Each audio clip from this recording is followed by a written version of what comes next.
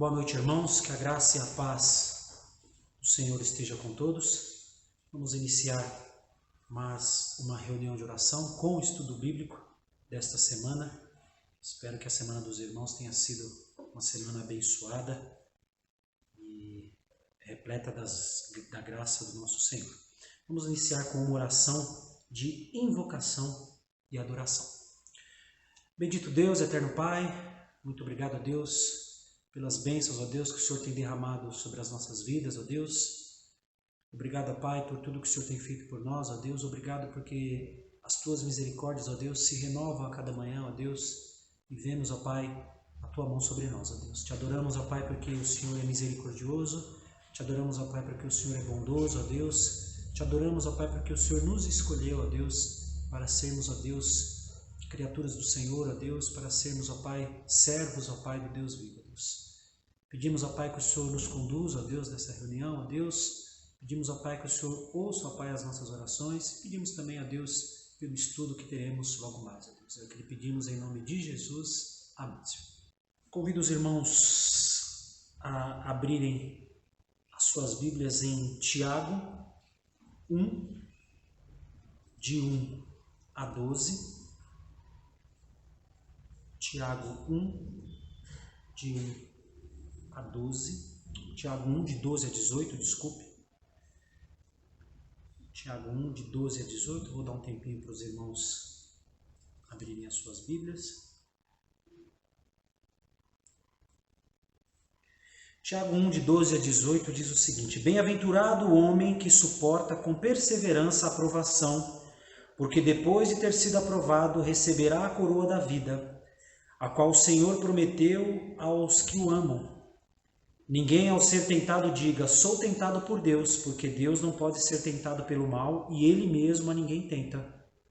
Ao contrário, cada um é tentado pela sua própria cobiça, quando esta o atrai e seduz. Então a cobiça, depois de haver concebido, dá à luz o pecado, e o pecado, uma vez consumado, gera a morte. Não vos enganeis, meus amados irmãos, toda boa dádiva e todo dom perfeito são lá do alto, descendo do Pai das luzes, em quem não pode existir variação ou sombra de mudança. Pois, segundo o seu querer, Ele nos gerou pela palavra da verdade, para que fôssemos como que primícias das suas criaturas. Em resposta a esse texto, vamos entoar o hino de número 62, o hino de gratidão, número 62.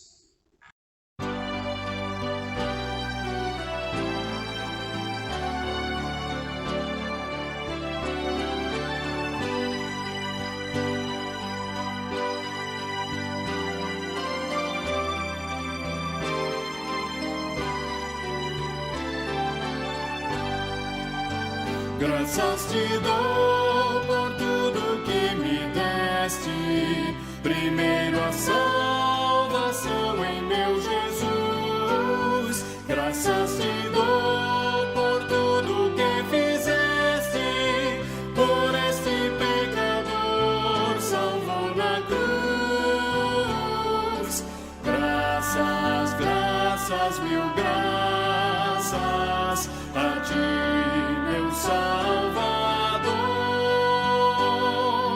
Graças, graças, mil graças por teu precioso amor. Eu te agradeço a bênção do trabalho e do meu lar que alegra o meu viver, a correção paterna quando falho, provando teu amor pelo meu ser. Graças, graças, mil graças a ti, meu Salvador. Graças, graças, mil graças por teu precioso amor. Eu te agradeço o pão de cada dia, a água que alivia a sede dura e o sol que aquece se acobre gente fria, são bênçãos que enchem a terra de fartura.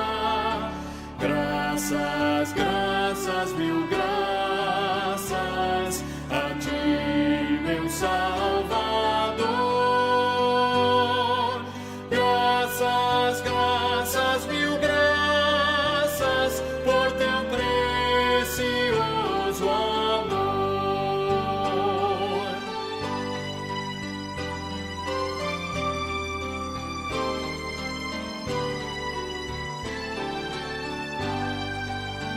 Eu te agradeço, ó Pai, os meus amigos e os inimigos também te agradeço. Sou grato por vitórias em perigos e outras bênçãos que eu não mereço. Graças, graças, mil graças a ti, meu Salvador. Graças, graças, mil graças por teu precioso amor. Amém.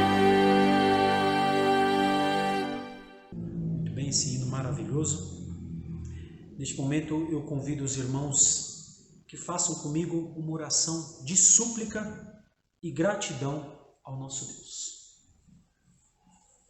Poderoso Deus, somos gratos ao Senhor, ó Deus, por tudo que o Senhor tem feito por nós, ó Deus. Somos gratos ao Senhor, ó Pai, porque mesmo nesses momentos de dificuldade, ó Deus, o Senhor tem nos sustentado, ó Deus.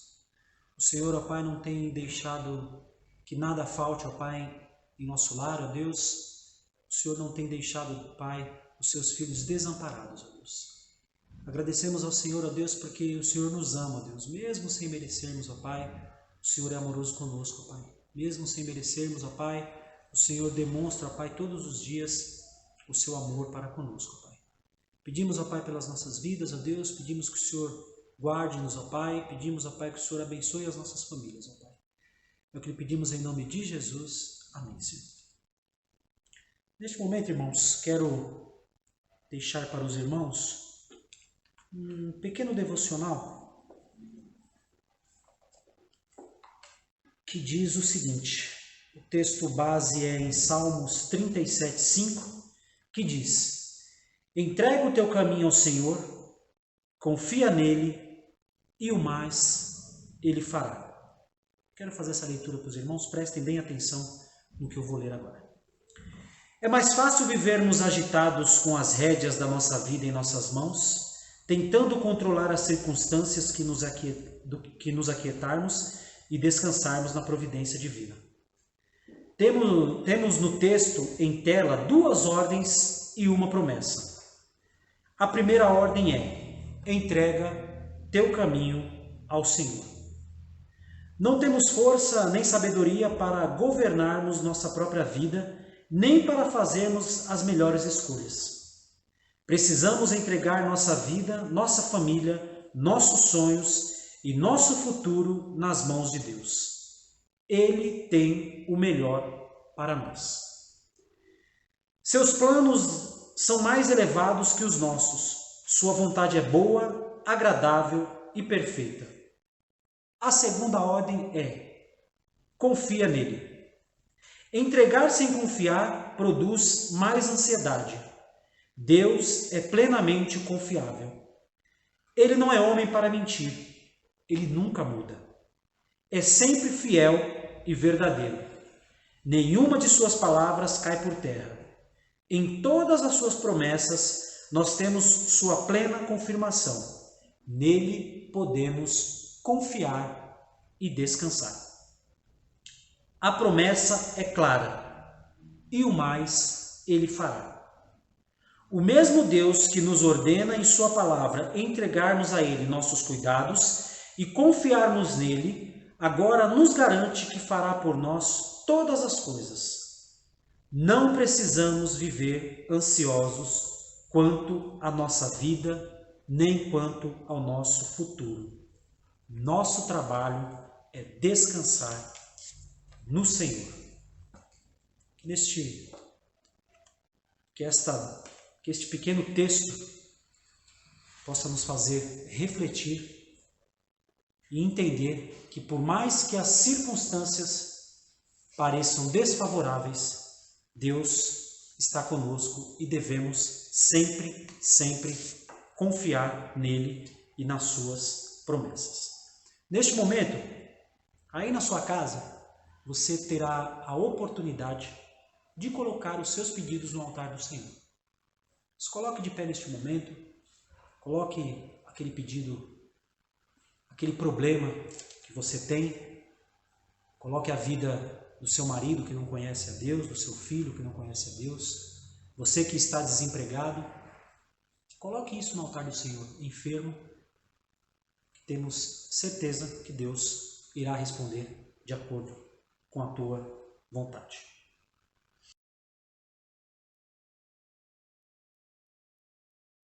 Bondoso Deus, eterno Pai, neste momento, ó Deus, oramos, ó Pai, pedindo, ó Pai, a sua intercessão, ó Deus, sobre os nossos pedidos de oração, ó Deus.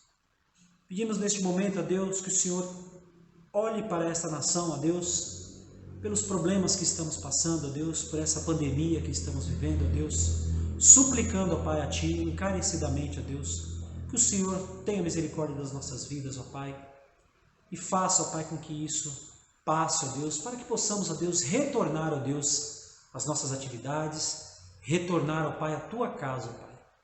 Retornar, ó Deus, a prestar um culto ao Senhor no Teu templo, ó Deus, que é isso que o Senhor nos ensinou, ó Deus. Pedimos, ó Pai, que o Senhor ilumine a vida, ó Pai, dos nossos governantes, ó Deus. Que eles possam pensar, ó Deus, realmente na população, ó Deus, e não em si próprio, ó Deus. Que o Senhor, ó Deus, ilumine a vida do nosso presidente, ilumine a vida do nosso governador e do nosso prefeito. Dê a eles sabedoria e inteligência para conduzir, ó Pai, essa situação, ó Deus, para que tenhamos, ó Deus, um desfecho o mais rápido possível. Nós entregamos isso nas Tuas mãos, ó Deus. Pedimos também, ó Pai, por aqueles que estão desempregados, ó Deus. Sabemos que devido a essa situação, muitos perderam os seus empregos, ó Deus. Mas confiamos no Senhor, ó Deus, sabendo que em breve, ó Pai, o Senhor abrirá, ó Pai, as portas de emprego, ó Pai, para aqueles que perderam os seus empregos, ó Deus. Pedimos também pelos enfermos, ó Pai, que neste momento tão delicado, ó Deus, tem passado por essa dificuldade, ó Deus. Pedimos que o Senhor, ó Deus, esteja com os médicos, ó Pai, que vão tratá-los, ó Deus, para que eles, ó Deus, possam achar uma solução, que o Senhor use a vida deles, ó Deus, a sua inteligência, para que eles achem uma solução e cura, ó Pai, para essas pessoas que precisam, ó Deus. Ó Pai, ouve as nossas orações, ó Deus. Recebe, ó Pai, no Teu altar os nossos pedidos, ó Deus, e responda, ó Pai, de acordo com a Tua vontade, ó Deus. É o que lhe pedimos em nome de Jesus. Amém, Senhor. Boa noite, meus irmãos. Vamos continuar aqui com o nosso estudo. Espero que você tenha passado uma semana na paz, na graça do nosso Deus. E continuamos aqui com a exposição da carta de Tiago. Nós iniciamos a semana passada. Mostramos para os irmãos aqui os destinatários, falamos sobre isso, falamos aqui sobre o conteúdo, rapidamente aqui para relembrar para os irmãos. O capítulo 1 trata das provações e maturidade cristã. O capítulo 2, ele vai tratar do cristianismo verdadeiro que deve ser visto em suas obras. Tiago mostra essa questão da relação entre a fé e as obras de maneira interessante. No capítulo 3, ele vai mostrar as divisões na comunidade entre os crentes, né? Algumas dificuldades que precisaram ser tratadas também por Tiago. O capítulo 4, ele vai mostrar implicações de uma cosmovisão cristã. E o capítulo 5 são as exortações finais que ele trata, do versículo 12 ao versículo 20. Então esse daqui é o quadro do conteúdo da carta de Tiago. E eu quero dar continuidade aqui com vocês, falando um pouquinho a respeito do autor. Bom, o versículo inicial, o versículo 1 do capítulo 1, declara ser Tiago o autor que escreveu esta carta. Mas o problema é que você vai se deparar com pelo menos 4 pessoas que têm o nome de Tiago no Novo Testamento. E aqui eu quero mostrar para vocês cada um deles. E um destes vai ser indicado como sendo o autor desta carta aqui. Então nós temos Tiago, que é conhecido como filho de Zebedeu. Ele é irmão de João, que é um dos 12. Você tem as referências aí que mostra isto, né? Diz que esse Tiago é o filho de Zebedeu, o primeiro. Você tem um outro Tiago que é apresentado lá no Evangelho de Marcos como sendo o filho de Alfeu, também um dos 12. Você tem o Tiago que é apresentado como o pai de Judas, lá em Lucas 6 e Atos capítulo 1, versículo 13, também mostra esse Tiago, apresenta esse Tiago que é o pai de Judas. E você tem, finalmente aqui, o Tiago que é o irmão de Jesus. Gálatas 1,19 mostra isso. Esse Tiago que veio a ser líder lá em Jerusalém, conforme a gente pode observar lá em Atos capítulo 12, versículo 17, e o capítulo 15 e o capítulo 21 também. Tiago como sendo o irmão de Jesus. Esse Tiago é o mais indicado, é o candidato mais óbvio à autoria da carta, dessa carta que nós estamos estudando. E aqui nós vamos observar alguns argumentos que trabalham nesse sentido, para mostrar, comprovar que Tiago, o irmão do Senhor, seja de fato o autor dessa carta. Primeira questão é a semelhança que há entre o grego da epístola desta carta, da carta de Tiago, e a fala, o grego da fala atribuída a Tiago lá em Atos capítulo 13, capítulo 15, versículo 13 a 21. Esse texto, obviamente, aí na sua Bíblia, ele não vai aparecer no grego, vai aparecer traduzido para o português. Mas quando você vai pesquisar e fazer uma comparação do texto grego lá de Atos 15 com a carta de Tiago, você vai encontrar semelhanças. E isso os estudiosos vão dizer que é um argumento favorável a que Tiago, irmão do Senhor, seja o autor desta carta. Há frequentes alusões aqui na carta de Tiago aos ensinos de Jesus. Então, à medida que ele vai escrevendo, ou que ele escreve essa carta, e à medida que você também vai lendo, você vai percebendo várias alusões que Tiago faz aos ensinos de Jesus. Isso é um sinal importante para mostrar, apontar aqui como Tiago sendo o irmão de Jesus, sendo o autor desta carta. O clima judaico também, né, no livro, e a autoridade que o autor arroga a si ao dirigir-se às 12 tribos que se encontram na dispersão. Então, Tiago, ele atribui a si, arroga a si uma autoridade, essa autoridade dando sinais aí de ser uma autoridade de um discípulo de Jesus se dirigindo a esses cristãos. Um outro sinal, um outro aspecto importante é que aqui nessa carta de Tiago há pelo menos 22 referências que são feitas ao Sermão do Monte. Isso é um sinal importante também, que aponta aí para o Tiago, irmão do Senhor, como sendo o autor dessa carta. Então, 22 referências ao Sermão do Monte, e cada uma das bem-aventuranças está refletida aqui. Outra coisa importante é a simplicidade da apresentação do autor, que indica ser uma pessoa bem conhecida. Então, logo no início, no capítulo 1, logo na apresentação, você tem uma apresentação do autor ali de maneira muito simples, muito objetiva, dando a entender que esse autor era alguém muito conhecido desses cristãos dispersos. Estes argumentos apontam aqui para confirmar, para indicar, pelo menos, aqui que Tiago, irmão do Senhor Jesus, seja o autor desta carta. Quanto às contribuições dessa carta, o que ela pode trazer de contribuição para os cristãos, inclusive nós hoje, aqui destaco algumas dessas contribuições. Primeiro, o que é muito interessante, a fé autêntica, que deve ser evidenciada nas obras, né? Tiago trabalha muito essa questão da relação entre fé e obras. Então ele vai dizer que a fé verdadeira, ela deve se manifestar, se evidenciar nas obras daquele que diz que tem fé. Então o foco de Tiago aqui com relação às obras não tem em vista a salvação, a justificação, e sim o combate ao comodismo, confrontando aqui a zona de conforto do crente, a zona de conforto nossa, né? Então, quando o Tiago trabalha aqui a questão das obras, ele não está preocupado aqui, não está dizendo, afirmando que as obras são necessárias para a salvação, mas ele está dizendo que se você é convertido, se você tem a verdadeira fé, então essa fé é uma fé ativa, é uma fé que leva o crente a produzir boas obras. O crente não deve ser acomodado, não deve ser preguiçoso. Essa é a ideia de Tiago e com toda a razão.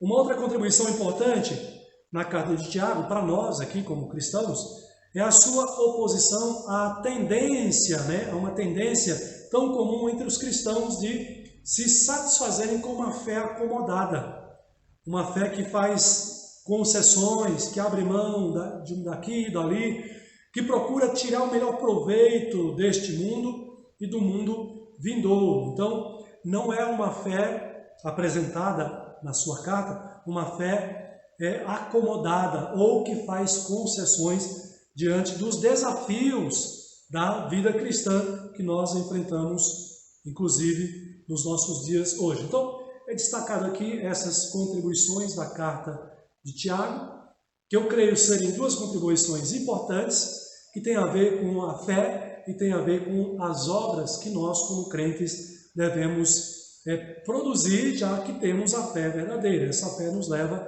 à prática das boas obras. É a influência do cristão no mundo, transformando o mundo pela fé que ele diz ter em Deus. É uma fé que não nos permite viver acomodados no mundo. Então, trabalhando agora a questão dos capítulos em si. A partir desse momento, eu quero trabalhar com os irmãos cada capítulo, analisando aqui os parágrafos, nessa breve exposição objetiva da carta de Tiago. Então, depois de verificarmos a questão dos destinatários, e ele inclusive inicia o capítulo 1, no versículo 1, fazendo uma saudação aos destinatários, Tiago ele vai discorrer sobre diversos temas, dos quais o sofrimento cristão, ou seja, as provações, é um dos mais enfatizados. E ele já mostra isso logo no início, dos versículos 2 ao versículo 18. Então, nós podemos dividir aqui sobre alguns subtópicos ou subtemas. Tiago ensina, primeiro, a importância e propósito de Deus nos sofrimentos. O sofrimento na vida do crente tem sua importância do ponto de vista de Tiago. Nessa carta ele nos ensina isso. Também tem o propósito divino, o propósito de Deus para o crente em meio ao sofrimento. E ele mostra isso para nós aí nos versículos 2 a 4. Eu quero destacar esses versículos aqui para os irmãos. Veja como é que ele inicia, dizendo assim: meus irmãos, tende por motivo de toda alegria o passardes por várias provações, sabendo que a aprovação da vossa fé, uma vez confirmada, produz perseverança. Ora, a perseverança deve ter ação completa, para que sejais perfeitos e íntegros, em nada deficientes. Então, um dos propósitos, ou o propósito que ele apresenta aqui, é a nossa perseverança. A perseverança, um pouquinho mais à frente eu vou falar sobre isso aqui, mas a perseverança que tem um papel de nos aperfeiçoar na vida cristã, na vida com o nosso Deus. Deixa eu deixar a Bíblia aqui por perto. Seguindo então a questão dos temas aqui, ele vai dizer, na sequência do versículo 5 ao versículo 8, ele vai tratar da questão da oração com fé, relacionando isso ao pedido de sabedoria. Você tem isso lá no versículo 5 ao versículo 8, onde nos ensina, se alguém quer ter sabedoria, peça a Deus que Ele dá, Ele vai mostrar isso, para a gente ensinar isso. Do versículo 9 ao versículo 11, ele olha a pobreza, vai nos ensinar, vai ensinar os crentes dispersos a olhar para a pobreza do ponto de vista cristão. Isso aqui é muito interessante, porque é como se Tiago tivesse, de fato ele está, ensinando como nós crentes devemos olhar para essas coisas desta vida, ou as coisas desta vida, como por exemplo a pobreza e a riqueza. O olhar do crente deve ser diferente do olhar do incrédulo, do ímpio. Deve ser o olhar que leva em consideração o ponto de vista cristão. Ele vai mostrar isso nos versículos 9 a 11. A gente vai falar um pouquinho sobre cada um desses temas um pouco mais à frente. Um outro tema que ele vai tratar também, que é muito importante, aliás, esse é um tema que tem sido pouco tratado nos nossos dias, mas que é tão importante quanto os outros também para a nossa vida cristã. A questão da tentação, do versículo 12 ao versículo 15, o que é a tentação? Então, ele vai tratar sobre isso também. O outro tema, também importante, a respeito da bondade de Deus em dar, em suprir, em servir de maneira especial aos seus filhos. Versículos 16 a 18, ainda do capítulo 1. Veja que todos esses temas, meus irmãos, estão relacionados à questão da provação que nós passamos, que deve nos levar à maturidade cristã. Veja que todos eles são temas práticos, temas que nós vivemos enfrentando no nosso dia a dia. Um detalhe importante aqui, que nós não podemos esquecer, é os destinatários, para quem Tiago está escrevendo estas cartas, ou esta carta. Tiago está escrevendo esta carta para cristãos que estão debaixo de intensa provação. São cristãos que foram dispersos por várias nações, saindo de Jerusalém por causa da perseguição. Vocês se lembram disso? Logo depois da morte de Estevão, a igreja de Jerusalém foi dispersa, se espalhando pela Judéia, Samaria, conforme Atos 8:1, e até mesmo lugares mais distantes, como a Fenícia, Chipre, Antioquia. Foi a primeira perseguição que a igreja sofreu, e esses cristãos que até então viviam ali, reunidos em Jerusalém, eles foram obrigados a saírem de Jerusalém por causa dessa perseguição. Então, Tiago está escrevendo para crentes que estão vivendo uma situação difícil, estão sendo provados na sua fé. Por isso que ele trata de temas tão práticos e que nos ajuda também, acrescenta a nós também que vivemos neste mundo, enfrentando as dificuldades também. Por meio de Atos, ou seja, através do livro de Atos, nós identificamos que esses cristãos dispersos eram judeus, que haviam sido expulsos lá de Jerusalém. Se é assim, então podemos concluir que esta carta foi escrita por volta lá do início do século I ainda. Então veja que é uma carta bastante antiga. E ele escreve, como eu já disse para vocês, para esses crentes dispersos, que antes da perseguição vivia, então, e pertenciam, estavam ligados à igreja lá de Jerusalém. Ele sabia que eles estavam vivendo extrema pobreza, vivendo numa pobreza enquanto eram perseguidos, sob perseguição, mas eles também foram empregados por pessoas ricas da época, donos de terras, só que essas pessoas começaram a explorar, estavam explorando esses cristãos, e por isso também eles passavam por grandes dificuldades. E Tiago, qual é a intenção, qual é o objetivo pelo qual Tiago escreve essa carta a esses crentes? Desculpem. É para consolar esses irmãos, é para confortar esses irmãos nas suas necessidades. Então esse é o objetivo, é uma carta pastoral, é uma carta que nos ajuda também bastante, é uma carta que também serve para o nosso consolo, especialmente quando estamos debaixo de perseguição, de provações.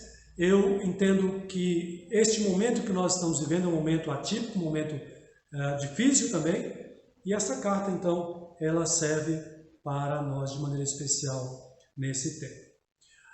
Quero destacar algumas lições práticas aqui para nós. A primeira lição, Tiago, ele se apresenta como um servo. Veja aí que está o título aí, né? Eu, um servo. Porque é assim que ele se apresenta. Ele se apresenta no versículo 1 do capítulo 1, como nós já iniciamos dizendo, de maneira muito simples, muito objetiva, dando a entender que ele era alguém muito conhecido, mas não apenas isso, também demonstrando aqui a sua humildade, ele se identificando como, de fato, um servo de Deus e do Senhor Jesus Cristo, que é exatamente essas as palavras que ele apresenta aqui no versículo 1. Tiago, servo de Deus e do Senhor Jesus Cristo, às 12 tribos que se encontram na dispersão, saudações. Então, se alguém conheceu bem a Jesus Cristo, Tiago provavelmente foi essa pessoa, né? Eles cresceram juntos, na mesma família, já que ele era irmão do Senhor. Então Tiago tinha o direito de chamar Jesus de seu irmão, mas veja que aqui na carta ele abre mão desse direito e ele se apresenta então como servo, reconhecendo, meus irmãos, aqui o senhorio de Jesus Cristo, reconhecendo aqui o Senhor Jesus Cristo como o Senhor da sua vida. Com isso também Tiago evita vangloriar-se. Em toda a sua humildade, ele se identifica, chama a si mesmo de servo de Cristo. Nós não somos proibidos de chamar Jesus de irmãos na Bíblia. Na verdade, algumas epístolas, como Romanos, por exemplo, nos lembra que nós somos irmãos de Jesus. Nós somos co-herdeiros com Cristo Jesus. Mas, veja, fazemos bem seguir o exemplo de Tiago. Reconhecer e tratar Jesus Cristo como um Senhor, né? E também nos identificarmos e nos apresentarmos como servos dele, servos de Deus e servos também do Senhor Jesus Cristo. Nós devemos seguir exatamente o exemplo de Tiago, como ele se apresenta aqui na carta. Aliás, quando ele faz isso aqui, meus irmãos, ele também tem essa intenção, esse objetivo, de ensinar a esses irmãos a serem humildes também, a reconhecerem a si mesmos e a se apresentarem diante dos outros como servos de Jesus Cristo, exaltando assim o senhorio de Jesus sobre as suas vidas. Como eu já mostrei para vocês, nos versículos 2 a 4, Tiago vai tratar da questão do sofrimento. E aí vem a pergunta aqui, de maneira bem prática: por que sofro? Né? Muitas vezes nós passamos por dificuldades, por sofrimentos, e vem essa pergunta à nossa mente: por que eu estou passando por isso? Por que eu sofro assim? E essa é a segunda lição que Tiago vai trazer para nós aqui, nos versículos 2 a 4. Mas olha que interessante, como ele diz aqui, a respeito das provações, que levam esses crentes e a nós também ao sofrimento. O que diz Tiago? Ele diz: alegrem-se nas provações. Como assim, Tiago? Como é que alguém pode se alegrar nas provações? Ele vai explicar o porquê. Na sequência, sabendo que uma vez confirmada a aprovação, e a fé, gera perseverança. Então ele diz: alegrem-se nas provações da fé, sabendo que uma vez confirmada a fé, ela gera o que no crente, em nós? Perseverança. Bom, há duas formas, pelo menos, existem outras também, mas eu quero destacar essas duas formas de ver o sofrimento.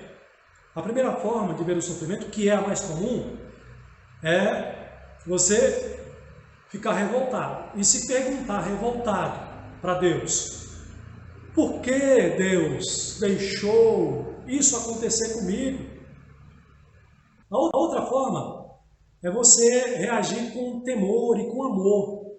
É você perguntar com temor e amor a Deus: por que, Senhor, isso está acontecendo comigo? Percebe a diferença? Uma coisa é você perguntar revoltado, quase que acusando Deus pelo seu sofrimento, pela sua provação. Outra coisa é você perguntar com temor, com amor, buscando o entendimento em Deus, a sabedoria, a iluminação, para isso que está acontecendo com você, que está acontecendo comigo. Então, essas duas formas são as duas formas como alguém pode encarar o sofrimento ou a perseguição.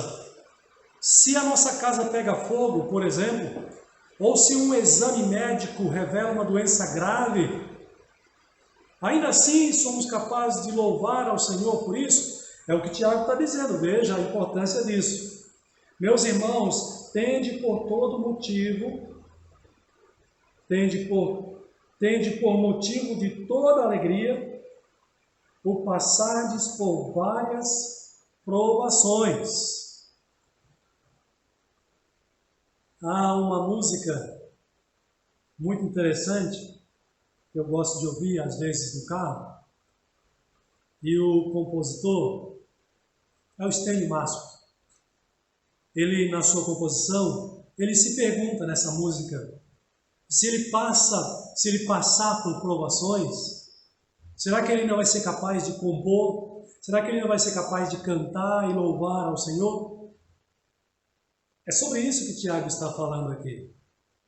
Será que quando nós descobrimos que estamos com uma doença grave, ainda assim nós vamos continuar servindo a Deus, confiando no Senhor, adorando ao Senhor?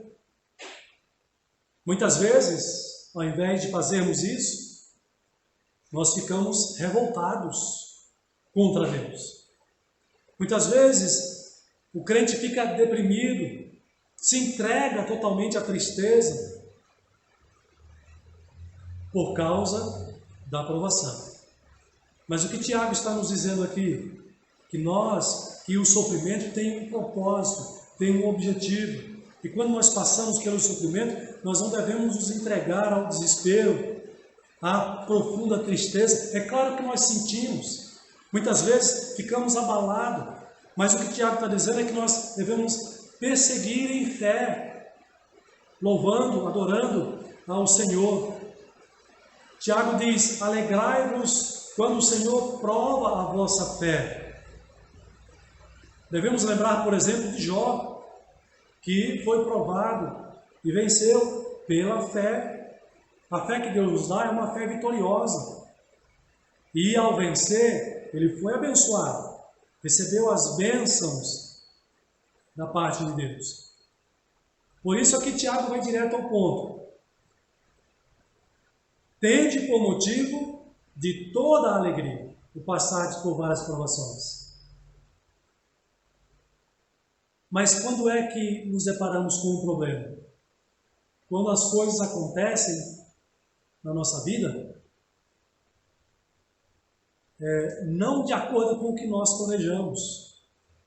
Quando você olha, a impressão que você tem é que tudo deu errado.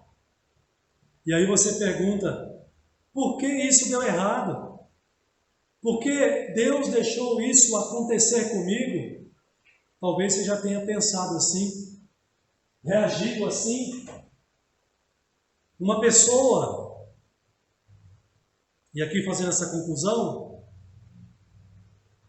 observe, uma pessoa que é aceita numa faculdade, ela pode até dizer que é aluno da faculdade. Foi aprovado lá no vestibular, fez a matrícula, mas essa pessoa, ela não poderá dizer que é um aluno formado até ela ter passado nas provas, nos exames. Assim é a aprovação conosco também. A única maneira de determinar o valor do trabalho de um aluno é verificar o seu desempenho, o desempenho que ele teve nos seus exames. Se as provas fossem deixadas de lado, isso impediria que os professores e a administração da escola, no exemplo aqui, pudessem determinar a habilidade daquele aluno. Meus irmãos, a aprovação da fé, Tiago nos lembra, nos ensina aqui, que ela produz perseverança. E esta tem ação completa para que sejamos aperfeiçoados, íntegros. O crente não pode viver sem ser provado. A provação, portanto, se constitui numa ferramenta nas mãos de Deus para nos aperfeiçoar, para nos corrigir. Então, quando você for provado, lembre-se desse ensinamento de Tiago aqui. Eu vou parar aqui, semana que vem a gente continua. Mas guarde esse ensinamento para você. Talvez você esteja aí na sua casa, nesses dias, nesse tempo, sendo provado, a sua fé sendo provada. Senhor, por que isso está acontecendo comigo? Mas que você possa estar fazendo essa pergunta, não como um revoltado contra Deus, mas como um cristão, cheio de temor, que ama o Senhor, que mesmo na provação, persevera, se deixa ser lapidado, corrigido, aperfeiçoado por Deus. Em meio à provação, em meio ao sofrimento, a sua fé está sendo testada. Você como cristão, está sendo amadurecida a sua fé. Meus irmãos, o apóstolo Paulo, eu gosto muito desse texto, tem a ver aqui com o nosso estudo, ele nos lembra também com respeito a isso. Nada na vida do crente é sem propósito. Na verdade, para nós, tudo o que acontece tem um propósito determinado por Deus. E esse propósito determinado por Deus não é para o nosso mal, ao contrário, é para o nosso bem. E as provações caminham nesse sentido. As provações servem para nos aproximar de Deus cada vez mais. A aprovação da sua fé, o sofrimento, serve para que você e eu sejamos cada vez mais transformados à semelhança do Filho de Deus, Jesus Cristo, o nosso Senhor e nosso Salvador.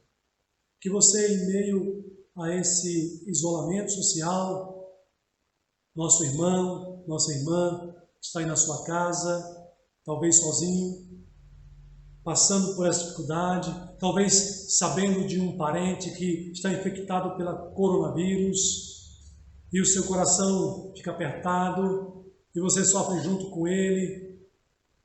Este tempo, este momento, é o momento de nós colocarmos em prática a nossa fé em Deus. Somos provados para sermos aperfeiçoados, somos provados para perseverarmos na fé em Jesus Cristo e nos aproximarmos cada vez mais dele, sendo cada vez mais, cada um de nós, transformados à medida da estatura do varão perfeito.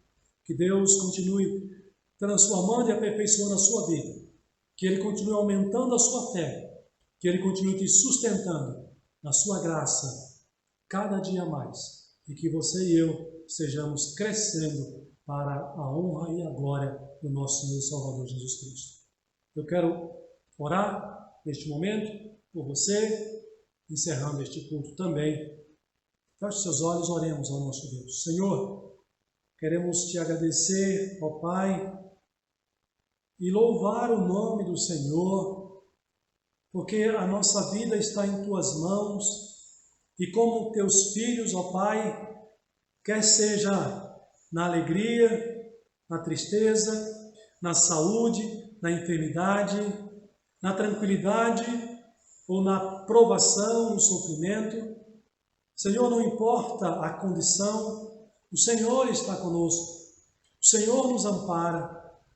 Estamos no lucro, ó Pai.